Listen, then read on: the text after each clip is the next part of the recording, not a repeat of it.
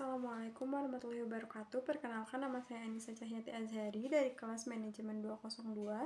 Di sini saya akan menjelaskan tugas terstruktur mata kuliah Statistik dan Ekonomi Bisnis 1. Di sini saya ambil materi tentang deret berkala dan peramalan.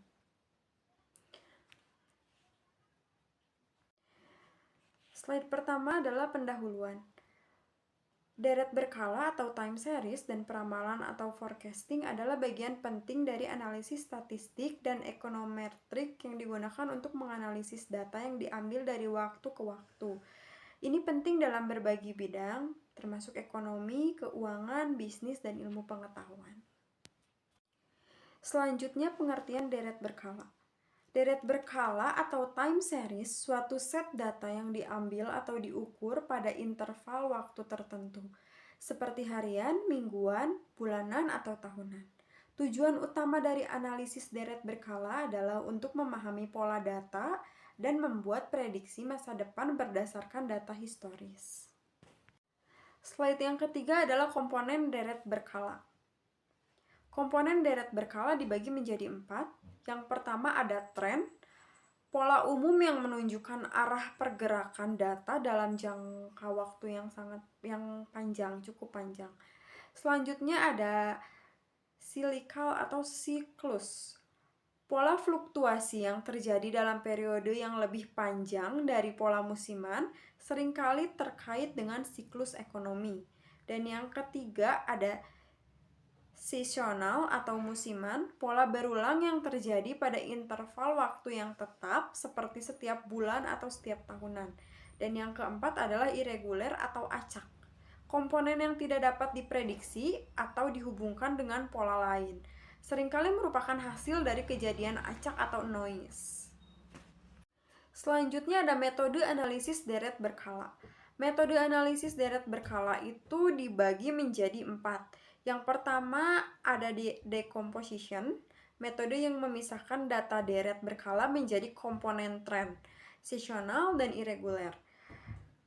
Dibagi menjadi 2, yang pertama ada addictive model, berikut dengan rumusnya, dan yang kedua ada multiplicative model, berikut dengan rumusnya. Selanjutnya ada moving averages atau rata-rata bergerak, teknik untuk menghaluskan fluktuasi data dan menyoroti pola tren dan musiman. Dibagi menjadi 2 juga. Yang pertama ada simple moving average atau SMA, dan yang kedua ada weighted moving average atau WMA. Untuk metode yang ketiga ada exponential smoothing atau pemulusan eksponensial. Metode pemulusan yang memberikan bobot eksponensial lebih besar pada data terbaru. Dibagi menjadi 3, yang pertama ada single, yang kedua ada double, dan yang ketiga ada triple atau whole twins.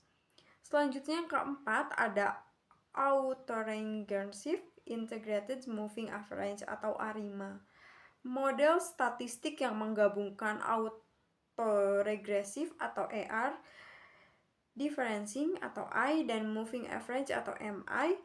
Notasi ARIMA ada pada P, D, Q, di mana P adalah orde dari bagian autogresif, D adalah jumlah differencing non-musiman yang diperlakukan untuk membuat seri trasioner, dan yang Q adalah order dari bagian moving average.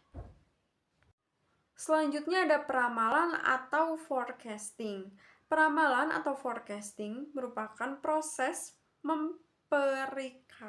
memperkirakan nilai masa depan berdasarkan data historis. Dalam konteks deret berkala, peramalan dilakukan dengan menggunakan berbagai metode yang telah disebutkan. Langkah-langkah peramalan diantaranya yang pertama ada identifikasi masalah, tentukan tujuan peramalan dan periode waktu yang akan dianalisis. Yang kedua ada kumpulan data, kumpulkan data historis yang relevan dan periode waktu yang diinginkan. Yang ketiga adalah analisis data. Gunakan metode analisis deret berkala untuk mengidentifikasi pola dan komponen dalam data. Yang keempat adalah pilih model. Pilih model peramalan yang sesuai berdasarkan dengan analisis data tentunya. Dan selanjutnya ada evaluasi model. Uji keakuratan model dengan data historis yang disesuaikan jika diperlukan. Selanjutnya adalah lakukan peramalan.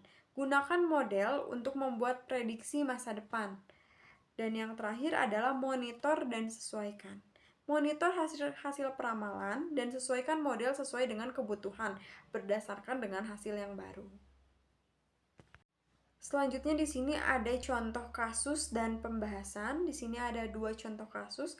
Contoh pertama adalah rata-rata bergerak sederhana dan contoh yang kedua adalah pemulusan eksponensial. Jadi di sini sudah menjelaskan untuk semisalkan kita memiliki penjualan di suatu toko dalam 1 bulan. Nah, di sini untuk contoh keduanya kita menggunakan hal yang sama tapi dengan parameter alfa. Untuk yang contoh 1 kita menghitung rata-ratanya bergerak di 3 bulan. Untuk selanjutnya adalah kesimpulan. Kesimpulan dari materi ini, deret berkala dalam peramalan adalah alat penting dalam analisis data tentunya, yang memungkinkan perusahaan dan peneliti untuk mengidentifikasi pola, membuat keputusan yang lebih baik, dan merencanakan masa depan yang lebih akurat. Pemahaman yang mendalam tentang komponen-komponen deret dan berbagai metode peramalan adalah kunci untuk keberhasilan dalam penerapan analisis ini. Jadi untuk deret berkala dan peramalan ini sangat penting untuk menganalisis data atau memplanning suatu organisasi atau suatu usaha atau suatu perusahaan. Jadi untuk deret berkala itu sangat berperan dalam membangun suatu bisnis. Sekian penjelasan dari saya. Mohon maaf apabila masih banyak sekali kekurangan. Atas perhatiannya saya ucapkan terima kasih.